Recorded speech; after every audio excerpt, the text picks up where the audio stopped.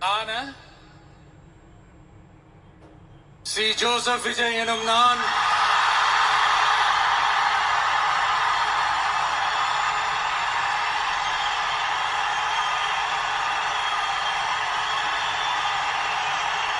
சட்டப்படி அமைக்கப்பெற்ற இந்திய அரசியல் அமைப்பின்பால் உண்மையான நம்பிக்கையும் மாறா பற்றும் கொண்டிருப்பேன் என்றும் இந்திய நாட்டின் ஒப்பில்லாத முழு முதல் ஆட்சியையும் ஒருமையையும் நிலை நிறுத்துவேன் என்றும் தமிழ்நாட்டு அரசின் முதலமைச்சராக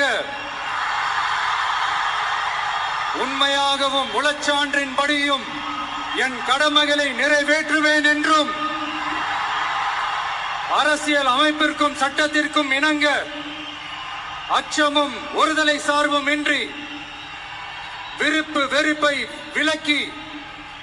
பலதரப்பட்ட மக்கள் அனைவருக்கும் நேர்மையானதை செய்வேன் என்றும் ஆண்டவன் மீது ஆணையிட்டு உறுதிமொழிகிறேன்.